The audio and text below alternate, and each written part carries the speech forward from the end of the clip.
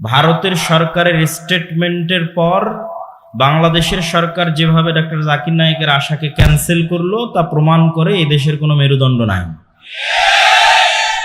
তাহলে মুসলমানদের নিজেদের স্বাধীনতার জন্য তাদের রাষ্ট্র এবং সরকার দরকার আছে। ডক্টর জাকির নায়েক বাংলাদেশে আসবেন। বাংলাদেশ একটি স্বাধীন দেশ না গোলাম দেশ?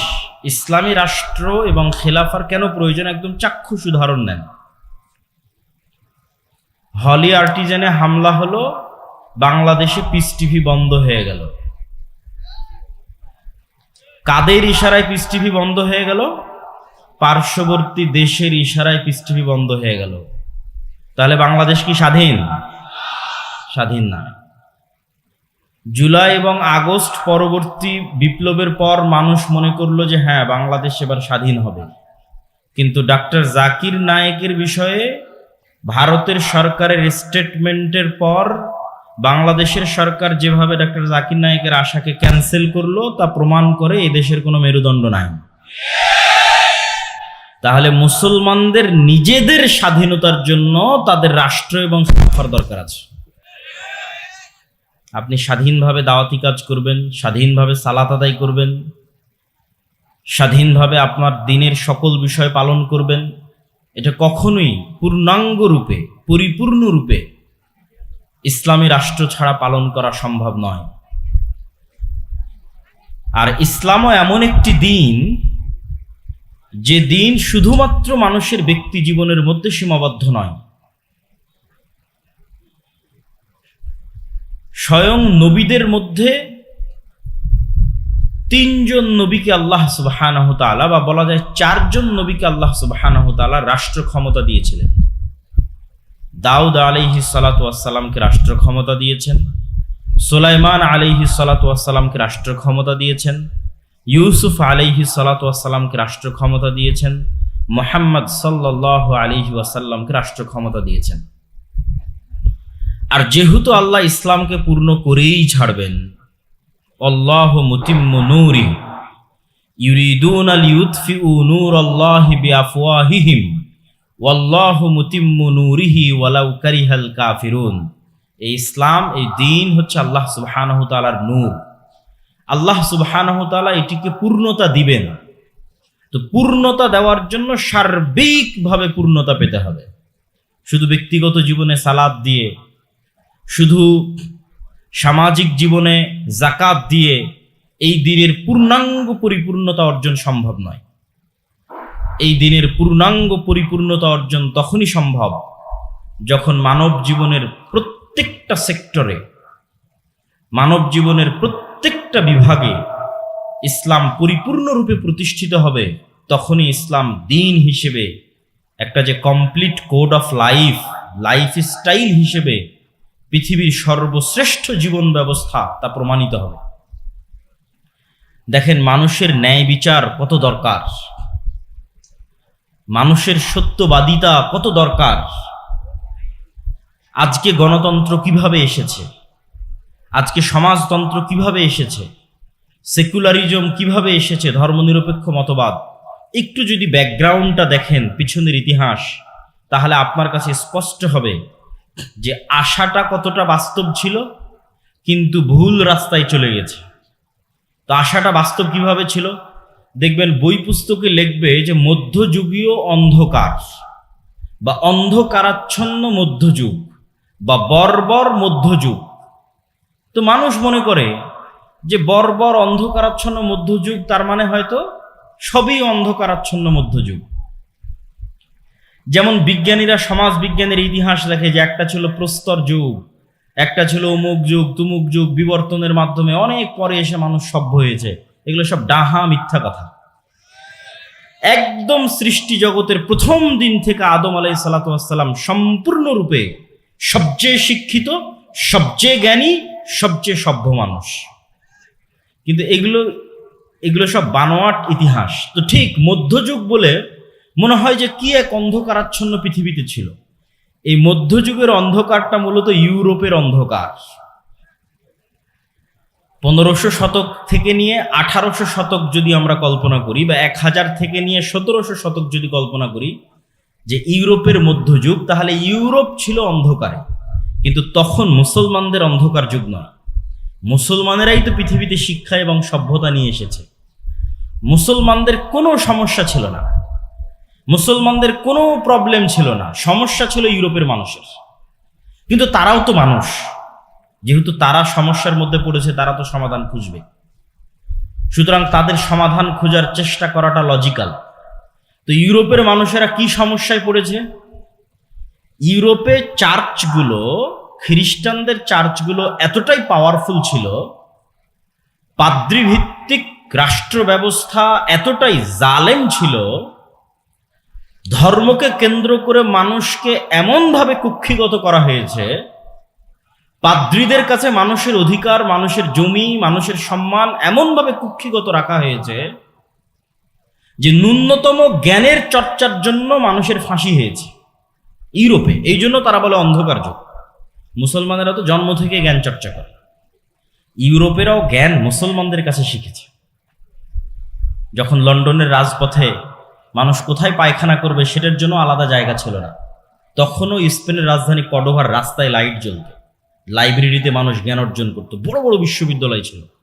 জ্ঞান এবং সভ্যতার সূতিকাগার স্বর্ণযুগ মুসলমানদের, যেটা ইউরোপের মধ্যযুগ এবং অন্ধকার যুগ বলে সমাজবিজ্ঞানের বই লেখা হয়, ওটা মুসলমানদের স্বর্ণযুগ।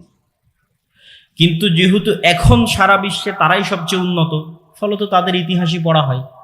তো মানুষ মনে করে অন্ধকার মধ্যযুগে মনে হয় সারা পৃথিবী অন্ধকারে ছিল, অতএব তাদের যেটা সমস্যার সমাধান, এটা এখন সবার সমস্যার সমাধান। ভাই, মুসলমানদের তো সমস্যাই ছিল না। এখন পর্যন্ত তোমরা সমস্যার সমাধান করতে গিয়ে যত রাস্তা খুঁজেছ, একটা রাস্তাও তো সমাধান দিতে পারেনি। তখন তারা চার্চের এই জুলুম থেকে বাঁচতে, অত্যাচার থেকে বাঁচতে, ন্যায়ের উদ্দেশ্যে, মানুষের ন্যায়ের খুব দরকার। ন্যায় যেখানে থাকে না, মানুষ সেখানে বসবাস করতে পারে না। প্রচুর প্রয়োজন মানুষের ন্যায়ের। ন্যায়ের উদ্দেশ্যে ফরাসি বিপ্লব হয় 1700 খ্রিস্টাব্দের শেষের দিকে। ফরাসি বিপ্লবের মাধ্যমেই মূলত রাষ্ট্র থেকে ধর্ম আলাদা হয়ে যায় ইউরোপে। মুসলমান দেশগুলোর কথা বলতেছে, কেননা তখনও মুসলমানদের খেলাফত রানিং, ওসমানীয় খেলাফত, মুসলমানদের কোনোই সমস্যা ছিল না। তো ইউরোপেরা তাদের সমস্যা সমাধান করার জন্য, যেই রাষ্ট্র ধর্মের কাছে কুক্ষিগত হয়েছিল খ্রিস্টান পাদ্রীদের কাছে, তারা ফরাসি বিপ্লব করে রাষ্ট্রকে পাদ্রীদের চার্চ থেকে মুক্ত করলো এবং বলল, আজ থেকে রাষ্ট্র চলবে, ধর্ম আর রাষ্ট্র আলাদা। সমস্যা তাদের ছিল, সমাধান তারা খুঁজে বের করেছে। কিন্তু এটাও তাদের সমাধান দিতে পারেনি। এটার মধ্যে দিয়ে আসলো সেকুলারিজম, ধর্মনিরপেক্ষ মতবাদ। কিন্তু এই সেকুলারিজম তাদের নিয়ে গেল সীমাহীন মাত্রাতিরিক্ত ব্যক্তি স্বাধীনতা, যেটাকে বলা হয় লিবারালিজম। যার যেটা মন চাইবে সে সেটা করবে, যার মন চাইবে উলঙ্গ হয়ে ঘুরবে তো উলঙ্গ হয়ে ঘুরবে। কেননা এগুলো তো সব ধর্ম দিয়ে এগুলো শাসনগুলো কায়েম রাখা ছিল। তো তারা চরমভাবে ধর্ম বিদ্বেষী হয়ে গেল, চার্চ বিমুখ হয়ে গেল। অতএব আমরা এখন আমাদের মতো কাপড় চোপড় পরবো, আমাদের মতো ঘুরবো, যা মনে, যার যা মনে লাগে। ছেলে যদি বলে যে আমি মেয়ে হব, মেয়ে যদি বলে আমি ছেলে হব, লিবারালিজম, ব্যক্তি স্বাধীনতা। কিন্তু ব্যক্তি স্বাধীনতার মাধ্যমে সভ্যতার পতন হয়, যেটা মোকাদ্দমা ইবনে খালদুন লিখেছেন। এবং এই সভ্যতারও পতন হবে। যে সভ্যতা এখন আমেরিকা এবং ইউরোপ কেন্দ্রিক চলতেছে, এই সভ্যতা বেশি দিন টিকবে না, এই সভ্যতা ধ্বংস হয়ে যাবে। ঠিক যেভাবে আদ সামুদের সভ্যতা ধ্বংস হয়ে গেছে, লুত জাতির সভ্যতা ধ্বংস হয়ে গেছে, ভোগ বিলাসীওয়ালা সভ্যতা, ব্যক্তি স্বাধীনতাওয়ালা সভ্যতা বেশি দিন টিকে না, ধ্বংস হয়ে যায়। তো ধর্মের বিরুদ্ধে গিয়ে সেকুলারিজম, ধর্মনিরপেক্ষ মতবাদ, সেটার মাধ্যমে ব্যক্তি স্বাধীনতা, পুঁজিবাদ, যার যত টাকার মালিক হওয়ার ইচ্ছা সে তত টাকা হবে। যেটা কিছুক্ষণ আগে আমার শ্রদ্ধেয় পিতা শেখ আব্দুর রাজ্জাক বিন ইউসুফ আলোচনা করছিলেন, সুদী অর্থনীতি, এটা পুঁজিবাদী অর্থনীতি। যে যত বেশি পরিমাণে পারে টাকা উপার্জন করে নিবে, আর একজন যদি গরিব থেকে গরিব হয় কোনো সমস্যা নেই। তো যখন এই পুঁজিবাদী অর্থনীতি এবং মাত্রাতিরিক্ত ব্যক্তি স্বাধীনতার চর্চা হলো, তখন আসলো সমাজতন্ত্র। যে না, এইভাবে তো সমাজ চলতে পারে না। একজন মালিক হতে হতে কোটি টাকার মালিক হচ্ছে, আর একজন শ্রমিক হিসেবে তার কাজ করে খেতে খেতে তার দিন চলে না, এভাবে চলতে পারে না। আর ব্যক্তি স্বাধীনতার নামে মানুষ যা ইচ্ছা তাই করতেছে, এভাবে চলতে পারে না। এভাবে সমাজ ধ্বংস হয়ে যাচ্ছে। অতএব সমাজকে বাঁচাতে হলে সমাজে সবাই সমান, এটার নাম সমাজতন্ত্র। সমাজে সবাই সমান, কেউ কারো চেয়ে বেশি নয়। সবাই সেম নিয়ম মেনে চলবে, সেম মূলনীতি মেনে চলবে, সেম কাপড় পরিধান করবে, সবাই মিলে টাকা উপার্জন করবে, করে এসে সবাই মিলে সমানভাবে ভাগ করে নিবে। কেউ ব্যক্তিগতভাবে আলাদা টাকার মালিক হতে পারবে না। এটার উত্থান ঘটল রাশিয়াতে, কার্ল মার্কস, লেনিন, চায়নাতে। তাহলে দেখেন, জুলম থেকে বাঁচতে মানুষ কত দিকে দৌড়াচ্ছে। এগুলো একটাও মুসলমানদের সমস্যা নয়। মুসলমানেরা স্বর্ণযুগে ছিল, স্বর্ণযুগ। এবং এখন পর্যন্ত পৃথিবী সমাধান খুঁজতে গিয়ে যত রাস্তা বের করেছে, একটাও মানুষকে নিরাপত্তা, ন্যায় এবং শান্তি দিতে পারেনি। এখন পর্যন্ত দিতে পারেনি, কিয়ামত পর্যন্ত দিতে পারবে না, সম্ভব নয়। তারপরে সমাজতন্ত্রের উত্থান হলো। একটা পর্যায়ে দেখা গেল সমাজতন্ত্র কাজ করে না, মানুষের মনের মধ্যে একটু হলো ব্যক্তি স্বাধীনতার চাহিদা আছে। ফলত এখন চায়নায় কি চলতেছে? চায়নায় গণতান্ত্রিক স্বৈরতন্ত্র চলতেছে, মিক্সিং। না গণতন্ত্র না স্বৈরতন্ত্র, গণতান্ত্রিক স্বৈরতন্ত্র। না সমাজতন্ত্রের অর্থনীতি, না পূর্ণ পুঁজিবাদী অর্থনীতি, সমাজতান্ত্রিক পুঁজিবাদ। চায়না তো একই অবস্থা, রাশিয়া তো একই অবস্থা। তাহলে এখন সমগ্র পৃথিবীতে সবচেয়ে বেশি যে আইডিওলজি, যে আদর্শের উপর মানুষ আছে, সেটা হচ্ছে শাসন ব্যবস্থা চলবে ডেমোক্রেটিক ওয়েতে, গণতান্ত্রিক ওয়েতে, অর্থনীতি চলবে পুঁজিবাদী সুদী অর্থনীতিতে। সমাজতন্ত্র আদর্শিকভাবে এটার সাথে ফাইট দিয়ে টিকতে পারেনি, বিদায় নিয়েছে। কেননা তুলনামূলক গণতন্ত্র রাজতন্ত্রের চাইতে ভালো, তুলনামূলক গণতন্ত্র স্বৈরতন্ত্রের চাইতে ভালো, তুলনামূলক পুঁজিবাদী সিস্টেম মানুষের কাছে সমাজতন্ত্রের চাইতে ভালো। তুলনামূলক স্বৈরতন্ত্রে থাকলে আপনি কথাও বলতে পারবেন না, দাওয়াতি কাজও করতে পারবেন না, মানুষকে ডাকতেও পারবেন না। গণতন্ত্রের নামে অন্তত আপনি বক্তব্য দিতে পারছেন, মানুষকে ডাকতে পারছেন, আলোচনা করতে পারছেন, প্রতিবাদ করতে পারছেন। এই জন্য এখন পর্যন্ত এই সিস্টেমের উপর পৃথিবী দাঁড়িয়ে আছে। এখন সমস্যা হচ্ছে এই সমাধানগুলো খুঁজে বের করেছে ইউরোপিয়ানরা তাদের সমস্যার সমাধান করতে গিয়ে। আর এগুলো প্রত্যেকটার সমাধান ইসলামে আগে থেকেই মজুদ আছে। যেমন ইসলামে রাষ্ট্র চলবে না ডেমোক্রেটিক ওয়েতে, ইসলামে অর্থনীতি চলবে সমাজতান্ত্রিক ওয়েতে না পুঁজিবাদী ওয়েতে। ইসলামে রাষ্ট্রের খেলাফাহ সিস্টেম, এটা বর্তমান যে পার্লামেন্টারি সিস্টেম আছে তার চেয়ে শতগুণ উন্নত, স্বৈরতন্ত্র এবং রাজতন্ত্রের চেয়ে শতগুণ উন্নত। সবচেয়ে ব্যালেন্সড হচ্ছে খেলাফা। এখানে যেমন খলিফা আল্লাহর কাছে দায়বদ্ধ, ঠিক তেমনি সে পরিপূর্ণরূপে স্বৈরাচারও তার পক্ষে হওয়া সম্ভব নয়, কেননা শুরার হাতে ক্ষমতা আছে। আর এই গণতান্ত্রিক ওয়েতে যে আমলাতান্ত্রিক জটিলতা তৈরি হয়েছে, হাসনাত আব্দুল্লাহ কয়েকদিন আগে বক্তব্যে বলতেছিল যে এই রুম থেকে চিঠি লেখে পাশের রুমে পাঠানোর জন্য, ওই চিঠি আবার পোস্ট অফিসে যায়, পোস্ট অফিস থেকে তারপরে পাশের রুমে আসে। মানে আপনি কোনো একটা কাজ করতে যাবেন সচিবালয়ে, তো এই গণতান্ত্রিক সিস্টেম যেইভাবে আমলাতান্ত্রিক জটিলতা তৈরি করে রেখেছে, কোনো একটা কাজ 5 বছরের নিচে 10 বছরের নিচে বের করা সম্ভব নয়। কোনো একটা মামলা 20 বছরের নিচে, 40 বছরের নিচে, 50 বছরের নিচে মানুষের সমাধান করা সম্ভব নয়। তাহলে এই সিস্টেম কি ন্যায় দিতে পারবে? কোশ্চিনকালেও এই সিস্টেম ন্যায় দিতে পারবে না। কিন্তু খেলাফা খুব ট্রান্সপারেন্ট, খুব সহজ, দ্রুত মানুষের দরজায় ন্যায় পৌঁছে দেওয়া। এটা হচ্ছে ইসলামী রাষ্ট্র ব্যবস্থার মূলনীতি। সবচেয়েতে মানুষের উপকারী রাষ্ট্রীয় ব্যবস্থা হচ্ছে খেলাফা। আহলুল হাল্লি ওয়াল আকদ, যারা জ্ঞানী গুণী ব্যক্তি, তারা একত্রিত হয়ে বসে নিজেকে বাদ দিয়ে চিন্তা করবে কে নেতৃত্বের যোগ্য। যেমন এখন যে সরকারেরা ক্ষমতায় আছে, এরা যে কোনো রাজনৈতিক সরকারের চাইতে ন্যূনতম হলো ভালো দেশ চালানোর চেষ্টা করবে, অথবা চেষ্টা করেছে। যা পরে যারা আসবে তারাও বুঝবে, আগে যারা চলে গেছে তারাও বুঝবে। কেন? এই কারণে যে এখানে নির্বাচনের পদ্ধতিটা ছিল খেলাফা পদ্ধতিতে। মানুষ নিজেকে বাদ দিয়ে চিন্তা করবে যে কে যোগ্য, তাকে দায়িত্ব দাও। আর যখনই আপনি চিন্তা করবেন যে না আমিই হব, আর একজন বলবে যে না আমিই হব, তখন যে বিভেদ, কাড়াকাড়ি, বিদ্বেষ, হিংসা এবং মারামারি তৈরি হবে, এটা কখনো নেতৃত্বের পদ্ধতি নয়। তো যাক, আমার বক্তব্যের ধারাবাহিকতায় একটু সামনের দিকে আগাই। তাহলে রাষ্ট্রের দরকার আছে, যেটা বক্তব্য দিয়ে শুরু করেছি। রাষ্ট্রের সমাধান মুসলমানদের কাছে আগে থেকেই আছে, যে রাষ্ট্র চলবে খেলাফা সিস্টেমে, আর অর্থনীতি চলবে ইসলামী অর্থনীতি, না পুঁজিবাদ না সমাজতন্ত্র। ব্যক্তি টাকা ইনকাম করবে, ব্যক্তি মালিক হবে, কিন্তু জাকাতও দিতে হবে, সমাজের গরিব শ্রেণীকে ওসরও দিতে হবে। ভারসাম্য, সবচেয়ে সুন্দর, সবচেয়ে দামি, সবচেয়ে ব্যালেন্স সিস্টেম। এখন রাষ্ট্র কিভাবে তৈরি করবেন? আধুনিক বিজ্ঞান বলতেছে যে 4টে জিনিসের উপর রাষ্ট্র তৈরি হয়। জনগণ থাকতে হয়, নিজস্ব জমি ভূখণ্ড থাকতে হয়, সরকার থাকতে হয়, সার্বভৌমত্ব থাকতে হয়। আর মুকদ্দমা ইবনে খালদুন লিখতেছেন যে 4টে জিনিসের উপর ভিত্তি করে রাষ্ট্র টিকে থাকে। উনি বেশিরভাগ ইসলামিক হিস্ট্রিরই পর্যালোচনা করেছেন। সেই 4টে জিনিসের 1 নাম্বার বলেছেন আসাবিয়া, আইডিওলজি, নির্দিষ্ট আদর্শের উপর কট্টর হওয়া, নির্দিষ্ট আদর্শের উপর শক্ত হওয়া। এটা ছাড়া কোনোদিন রাষ্ট্র প্রতিষ্ঠা হয় না। যেমন যারা সমাজতান্ত্রিক রাষ্ট্র প্রতিষ্ঠা করেছে, ওরা সমাজতন্ত্রের আদর্শের উপর খুব কট্টর, খুব শক্ত ছিল। আজকে যারা গণতান্ত্রিক রাষ্ট্র প্রতিষ্ঠা করতেছে, তারা সবাই দেখবেন, সবার মুখে বলি যে গণতন্ত্রই মুক্তি, গণতন্ত্রই মুক্তি, সবাই বলবে, বাক্য বিনা বাক্য ব্যয়ে বলবে। তার মানে গণতন্ত্রের উপর কট্টর হওয়াই গণতান্ত্রিক রাষ্ট্র প্রতিষ্ঠার মূল শর্ত। সমাজতন্ত্রের উপর কট্টর হওয়াই সমাজতান্ত্রিক রাষ্ট্র প্রতিষ্ঠার মূল শর্ত।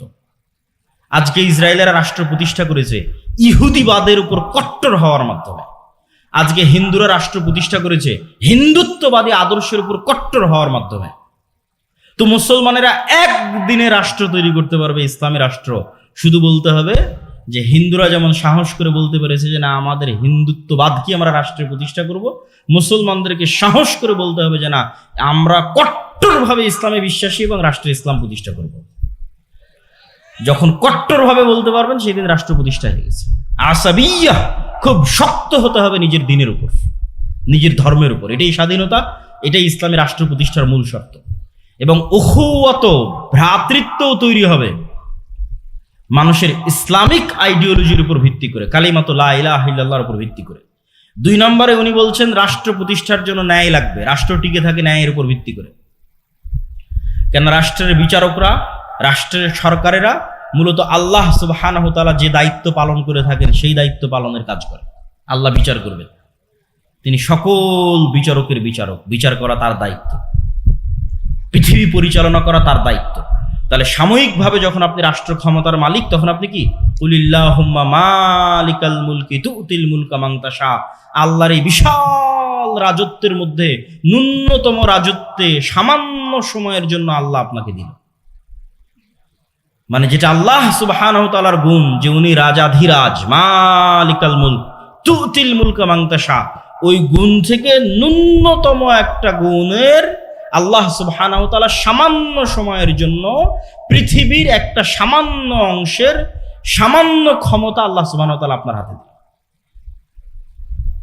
তো এই জন্য এখানে ন্যায় লাগবে। ন্যায় ছাড়া আল্লাহ সুবহানাহু ওয়া তাআলার আদর্শের সাথে মিলবে না। এখানে আল্লাহ ন্যায় পরায়ণ। ন্যায় যেখানে নাই, ওই রাষ্ট্র ব্যবস্থা ভেঙে পড়বে। গত 16 বছর যে রাষ্ট্র ব্যবস্থা চলেছে, ভেঙে গেছে, টিকতে পারেনি। ন্যায় না থাকলে কোনো রাষ্ট্র ব্যবস্থা টিকবে না। আসাবিয়া লাগবে, নিজের দিনের উপর শক্ত হতে হবে। 2 নম্বর, ন্যায় প্রতিষ্ঠার প্র্যাকটিস শুরু করতে হবে। 3, মুকদ্দমা ইবনে খালদুনে তিনি লিখেছেন যত রাষ্ট্র ধ্বংস হয়ে গেছে ভোগ বিলাসিতার কারণে, এবং 4 নম্বর দুর্নীতির কারণে ধ্বংস হয়ে গেছে। ইসলামী রাষ্ট্র মানে সবাই হিজাব করবে, সবাই পর্দা করবে, সবাই নামাজি হবে, এটা তো অবশ্যই আছে। কিন্তু সবাই ধরেন সালাত আদায় করলো, সবাই হিজাব করলো, পর্দা করলো, কিন্তু সবাই একজন আরেকজনের উপর জুলুম করতেছে, তাহলে এটা ইসলামী রাষ্ট্র নয়। সবাই উমরা করে এসে, হজ করে এসে, রাতে তাহাজ্জুদের সালাত আদায় করে এসে ঘুষ খাচ্ছে, সুদ খাচ্ছে, মানুষকে হত্যার আদেশ দিচ্ছে, এটা ইসলামী রাষ্ট্র নয়। ইসলামী রাষ্ট্র মানে যেখানে প্রত্যেকটা মানুষ তার ন্যায় বুঝে পাবে, 1 টাকাও দুর্নীতি হবে না। আগের কাঠামো পরিপূর্ণরূপে ধ্বংস হয়ে যাবে, ওখান থেকে পূর্ণাঙ্গ ইসলামী খেলাফতের উত্থান হবে। তো এই জন্য আমেরিকা খুব ভালোভাবে জানে যে আজকে যদি প্রধানমন্ত্রী পদত্যাগ না করে, আজকে যদি আর্মি জনগণের বুকে গুলি চালায়, তাহলে কালকে বাংলাদেশের মানুষের ওই সময় যে রাগ ছিল মাথায়, তো বাংলাদেশের মানুষ রাতের অন্ধকারে অস্ত্র হাতে উঠিয়ে নিত। যখন বাংলাদেশের মানুষ অস্ত্র হাতে উঠিয়ে নিত, সিরিয়ার মতো পরিবেশ তৈরি হয়ে যেত। সিরিয়ার বাশার আল আসাদের বাহিনী নিজ জনগণের বুকে গুলি চালাচ্ছে, বাংলাদেশ আর্মিও তার জনগণের বুকে গুলি চালাতো। বাংলাদেশের মানুষ অস্ত্র উঠিয়ে নিত, ইন্ডিয়ান আর্মিও বাংলাদেশে ঢুকে যেত। 15-20 বছর যুদ্ধ চলতো, আগের কাঠামো পরিপূর্ণরূপে ধ্বংস হয়ে যেত। আগের কাঠামো পরিপূর্ণরূপে ধ্বংস হওয়ার পর পূর্ণাঙ্গ ইসলামী খেলাফতের উত্থান হতো। কিন্তু এতে অনেক রক্ত, অনেক শ্রম, অনেক পরিশ্রম যেত। কিন্তু আমেরিকা এটা খুব ভালোভাবে জানে যে এখন যদি আর্মি অস্ত্র উঠায় তাহলে এই কাঠামো শেষ। যে গণতান্ত্রিক কাঠামো আছে, ব্রিটিশদের যে কাঠামো আছে, এটার কবর রচনা হয়ে যাবে। অতএব যার উপর রাগ উঠেছে সে পদত্যাগ করুক, মানুষ ঠান্ডা হয়ে যাক, কিন্তু কাঠামো বেঁচে যাক। বুঝেননি মনে হয়? তাহলে সব মানুষের রাগ উঠে গেছে, বাঙালি যেহেতু হুজুগে বাঙালি, যেই মানুষের উপর রাগ উঠে গেছে, বাবা তুমি এখন সরে যাও, সরে গেল, মানুষ সব ঠান্ডা হয়ে গেল, কাঠামো যে কার সেই থাকে, কোনো পরিবর্তন নাই। এই হলো অবস্থা, সম্মানিত উপস্থিতি। এবং এইভাবেই খেলা হয়। যেহেতু আজকের আধুনিক বিশ্বের মূল ক্ষমতার চাবিকাঠি তাদের হাতে, সুতরাং তারা এইভাবেই খেলে। তাদের কাঠামো তাদের টিকিয়ে রাখতে হবে, কেন কাঠামো ভেঙে পড়লে সেখান থেকে ইসলামের উত্থান হবে। এটা খুব ভয়ঙ্কর জিনিস, এটা তারাও খুব ভালোভাবে জানে, তাদের জন্য এটা খুবই ভয়ঙ্কর। এখন আসি যে আমরা আসলে যদি ইসলামী রাষ্ট্র প্রতিষ্ঠা করতে চাই, আমরা এখন এই কাঠামোর মধ্যে থেকে কিভাবে চেষ্টা করব? আমি যারা গণতান্ত্রিক রাজনীতি করতেছে, গণতান্ত্রিকভাবে মুসলমানদের অধিকার আদায়ের চেষ্টা করতেছে, আমি কোনো সময় গত 2 বছরে তাদেরকে আঘাত দিয়ে হিট করে কথা বলা, আমি ওই পর্যায়ে যেতে চাই না। আমি সবসময় যৌক্তিক প্রশ্ন তুলে ধরতে চাই, যাতে মানুষ চিন্তা করার সুযোগ পায় যে আমি যেটা করতেছি এটাই কি একমাত্র রাস্তা, না আসলে আর কোনো রাস্তা ছিল। কেন নিয়ত তো সবার ঠিক, সবাই তো বলতেছে আমরা রাষ্ট্র ক্ষমতা ইসলাম দেখতে চাই। তো সবাই যদি রাষ্ট্র ক্ষমতা ইসলাম দেখতে চায় তাহলে কিভাবে সম্ভব? আমার ছোট্ট জ্ঞান, আমি যতটুকু বুঝি, আমার ধারণা, আমার চিন্তা চেতনা ভুল হতে পারে। আমি মনে করি 1 নাম্বার, ঈমান বিল গায়েবের উপর যদি সর্বোচ্চ লেভেলের ইয়াকিন না থাকে, আজকে যদি বাংলাদেশের সকল মানুষ আমাকেও ভোট দেয়, আমি বাংলাদেশের ক্ষমতায় গিয়ে ইসলাম প্রতিষ্ঠা করতে পারবো না। কেন আপনাকে বলি, একটু বুঝিয়ে বলি। আজকে আপনি যত সুযোগ সুবিধা ভোগ করতেছেন, বিদ্যুৎ চলতেছে, জেনারেটর চলতেছে, ক্যামেরা চলতেছে, মোবাইল চলতেছে, ইন্টারনেট, নেটওয়ার্ক, বিদেশে হাজার হাজার মানুষ কাজ করতেছে, আমেরিকাতে, ইউরোপে, সৌদি আরবে ইনস্ট্যান্ট টাকা বাংলাদেশে পাঠিয়ে দিচ্ছে। বাংলাদেশের সাথে সারা বিশ্বের কত বড় বড় ব্যবসায়ী ডলারের ভিত্তিতে ব্যবসা করতেছে। কালকে মনে করেন আজ সারা বাংলাদেশের মানুষ আবেগে হুজুগে আমাকে ভোট দিয়ে দিল যে ঠিক আছে, আজকে আমি বাংলাদেশের ক্ষমতার মালিক হয়ে গেলাম একচ্ছত্রভাবে। এবার আমি স্ট্রিক্টলি ইসলাম বাস্তবায়ন করতে যাচ্ছি। যখন আমি স্ট্রিক্টলি ইসলাম বাস্তবায়ন করতে যাব, তখন বিশ্বের যারা মোড়ল আছে তারা কি আমার সাথে থাকবে না আমার শত্রুতা করবে? শত্রুতা করবে, আমার সাথে থাকবে না। তাহলে বিশ্বের মোড়লরা যখন আমার সাথে শত্রুতা করবে, আমি আপনাকে বিদ্যুৎও দিতে পারবো না, আপনার বাড়িতে এসিও চলবে না, আপনার বাড়িতে ফ্যানও চলবে না, তারপর আপনি বহির্বিশ্বের সাথে ব্যবসা করতেছেন সেটাও চলবে না, খুব ভোগবিলাসী জীবনযাপন করছেন সেটাও চলবে না, আইফোন ইউজ করতে পারবেন না, তারপর হয়তো অ্যান্ড্রয়েড ফোন ইউজ করতে পারবেন না। যত রকমের বাধা তৈরি হতে পারে, সংকুচিত হয়ে যেতে পারে আপনার রিজিকের রাস্তা, আপনার আরামায়েশের রাস্তা, ভোগবিলাসের রাস্তা, যতভাবে আমেরিকা পাবন্দি দিয়ে, মানে এই রাষ্ট্রের উপর পাবন্দি চাপিয়ে যতভাবে আপনাকে সংকুচিত করবে, তখন আপনার বাঁচবেন কিভাবে? বাঁচার রাস্তা কি? যদি আপনার আগে থেকে ঈমান থাকতো, ঈমান বিল গায়েব যদি ইয়াকিনের লেভেলে থাকতো, ঈমান বিল গায়েবের একটা হচ্ছে আখিরা, পরকাল, যে এই দুনিয়া কিছুই না, এই দুনিয়াতে মরি বাঁচি এটা কিছুই না, পরকালের সফলতা সবকিছু, এটা মুখের কথা না। যদি ইয়াকিনের লেভেলে থাকতো, আল্লাহ সাহায্য করতে পারে, আল্লাহ সাহায্য করবে, ফেরেশতারা আছে, ফেরেশতাদের মাধ্যমে আল্লাহ সুবহানাহু ওয়া তাআলা সাহায্য পাঠাবে। এই ঈমান যদি ইয়াকিনের লেভেলে থাকতো তাহলে আপনি ধৈর্য ধারণ করতেন, সাথ দিতেন। কিন্তু যেহেতু আপনার ঈমান বিল গায়ব ইয়াকিনের স্তরে নাই, পরের দিন আপনি আমার বিরুদ্ধে রাস্তায় নামবেন। এই বিদ্যুৎ নাই, কারেন্ট নাই, কিছু নাই, কিসের সরকার, ভাগাও, কিসের ইসলাম? কেন আপনি তো যেই লেভেলে আছেন ওই লেভেল থেকে ধাপ করে নিচে নামতে পারবেন না। আফগানিস্তান ওরা টিকে গেছে কেন? পরিপূর্ণ ধ্বংস হয়ে গেছে, মানুষের চাহিদাই নাই।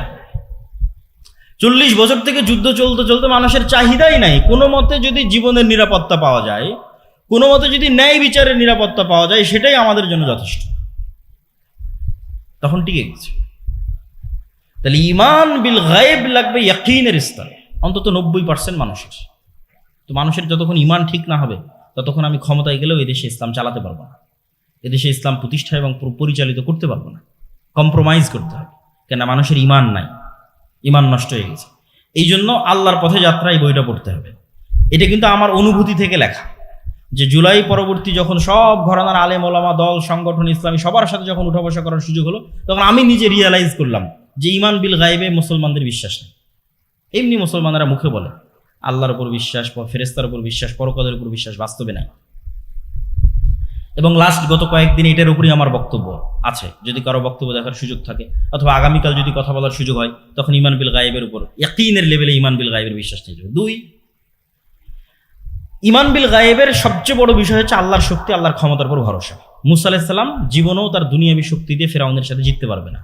মুহাম্মদ সাল্লাল্লাহু আলাইহি ওয়াসাল্লাম, খোলাফায়ে রাশিদিন, আমর ইবনে আস, খালিদ বিন ওয়ালিদ, এদের ক্ষমতা নাই দুনিয়াবী শক্তি দিয়ে পারস্য রোমান সাম্রাজ্যের বিরুদ্ধে জিতে, কোনোদিন সম্ভব নয়। ইসলাম কোনোদিন দুনিয়াবী শক্তি দিয়ে বিজয় অর্জন সম্ভব নয়। সালাহুদ্দিন আইয়ুবের দুনিয়াবী শক্তি দিয়ে ফিলিস্তিন বিজয় সম্ভব নয়। এটা সব আল্লাহর সাহায্য। তো আল্লাহর সাহায্য পৃথিবীতে নেমে আসবে কিভাবে? যখন ঈমান বিল গায়ব হয়ে যাবে, আগের বক্তব্য যখন শুনবেন বা এই বইটা যখন পড়বেন, যখন আপনার ইয়াকিনের লেভেলে চলে যাবে না ফেরেশতা আকাশ থেকে নেমে আসতে পারে, ইয়াকিনের লেভেলে যখন চলে যাবে না এই দুনিয়া কিছুই না, পরকালই সবকিছু, ইয়াকিনের লেভেলে যখন চলে যাবে, আল্লাহ সুবহানাহু ওয়া তাআলার অস্তিত্ব এবং ক্ষমতার উপর বিশ্বাস যখন ইয়াকিনের লেভেলে চলে যাবে, তখন এবার আপনি আমল দিয়ে আল্লাহর সাহায্য দুনিয়াতে টেনে নিয়ে আসবেন।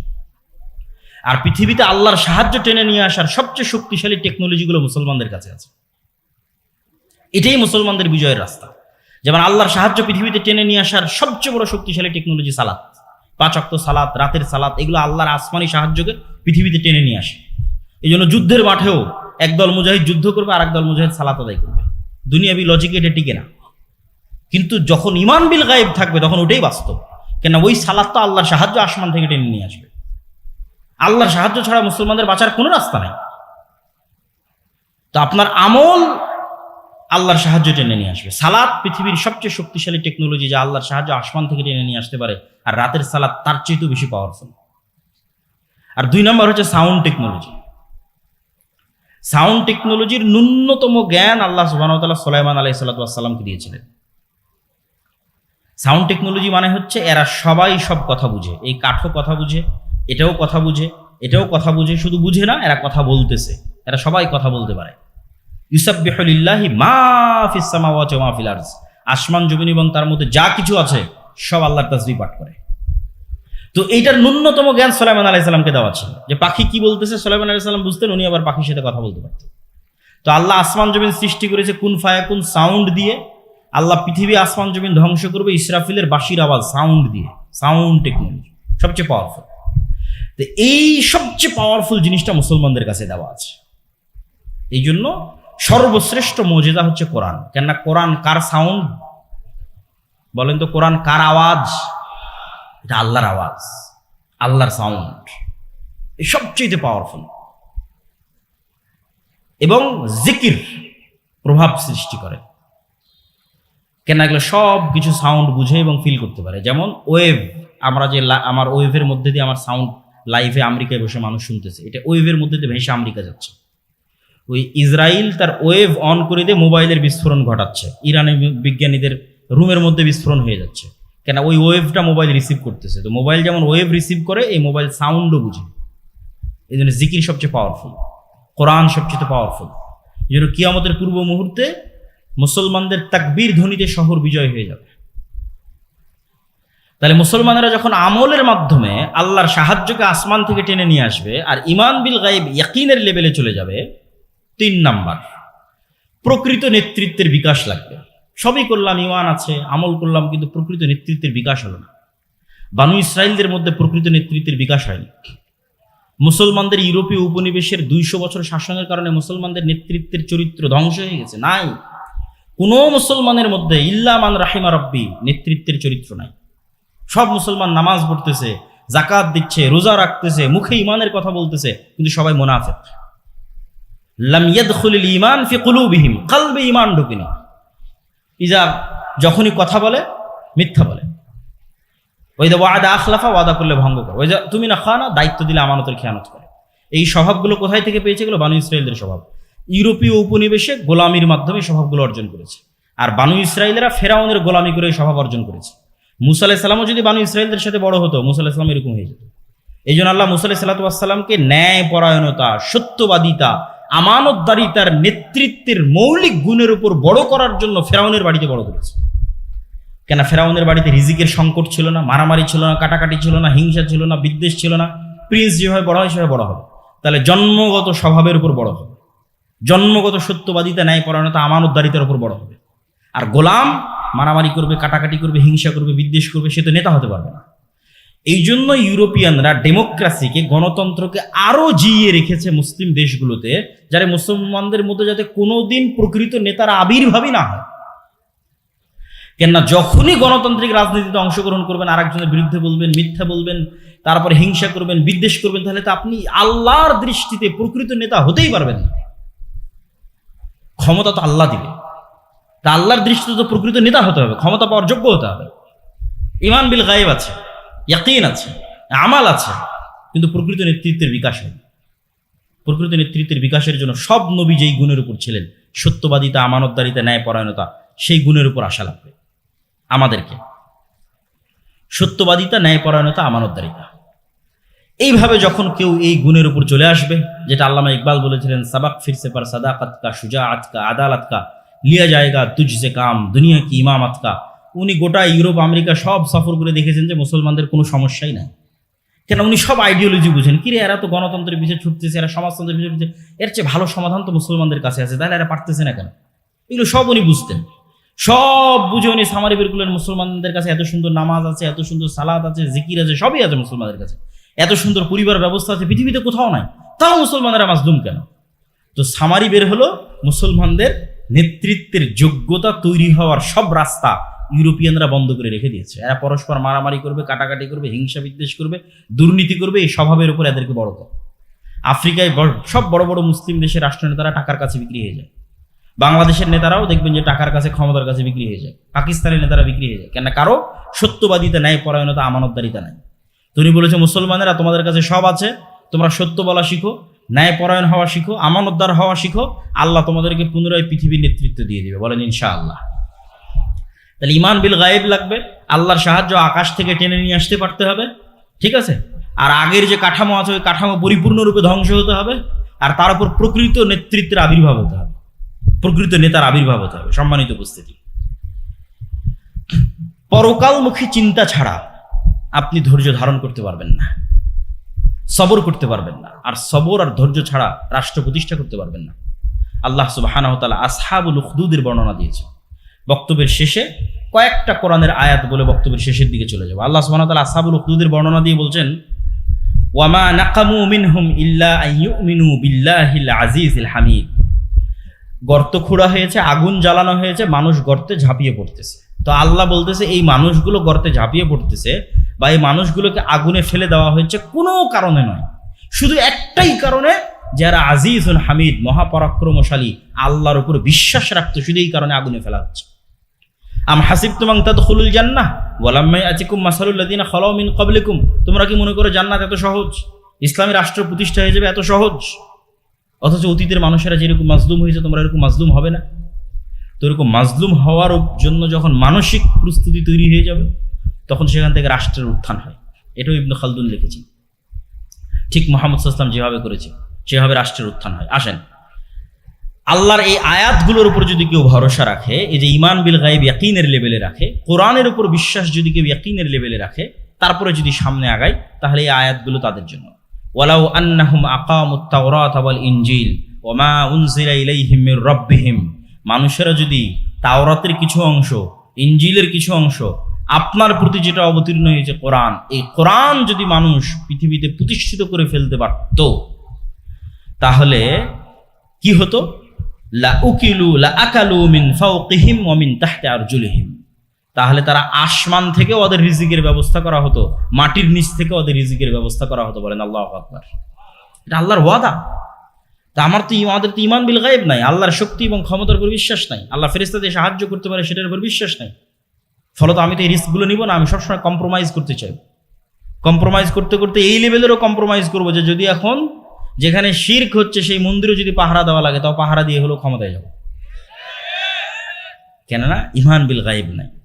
সম্মানিত উপস্থিতি, আল্লাহ সুবহানাহু ওয়া তাআলা বলছেন, ওয়ালাউ আন্না আহলাল কুরা আমানু ওয়াত্তাকাউ লাফাতাহনা আলাইহিম বারাকাতিম মিনাস সামাই ওয়াল আরজ। যদি কোনো একটা এলাকার মানুষ ঈমান আনে, আল্লাহকে ভয় করে, তাহলে আসমান এবং জমিনের সকল বরকতের দরজা ওদের জন্য উন্মুক্ত করে দেওয়া হবে। বলেন আল্লাহু আকবার। আল্লাহ সুবহানাহু ওয়া তাআলা বলছেন, ওয়া'আদাল্লাহুল্লাযীনা আমানু মিনকুম, তোমাদের মধ্যে যারা ঈমান এনেছে, ওয়া আমিলুস সালিহাত, তোমাদের মধ্যে যারা সৎ আমল করে। ঈমান, সৎ আমল। ঈমান থাকবে ইয়াকিনের লেভেলে, সৎ আমল দিয়ে আসমান থেকে সাহায্য নেমে আসবে। লা ইস্তাখলিফান্নাহুম ফিল আরজি কামা ইস্তাখলাফাল্লাযীনা মিন ক্বাবলিহিম, তাহলে তোমাদের অতীতে যারা চলে গেছে তাদেরকে যেমন আল্লাহ বিজয় দিয়েছে, রাষ্ট্র ক্ষমতা দিয়েছে, দাউদ, সুলাইমান, ইউসুফ, মুহাম্মদ সাল্লাল্লাহু আলাইহি ওয়াসাল্লাম, পরবর্তীতে খোলাফায়ে রাশিদিন, তাহলে আল্লাহ তোমাদেরকে ওইভাবে পুনরায় তোমাদেরকে আল্লাহ সুবহানাহু ওয়া তাআলা পৃথিবীতে প্রতিষ্ঠিত করবে, যাতে তোমরা কি করতে পারো, বিনা ভয়ে আল্লাহর ইবাদত করতে পারো এবং পৃথিবীতে কোনো শিরক না থাকে, সেটি যেন তোমরা নিশ্চিত করতে পারো। সম্মানিত উপস্থিতি, এই আয়াতগুলোকে সামনে রেখে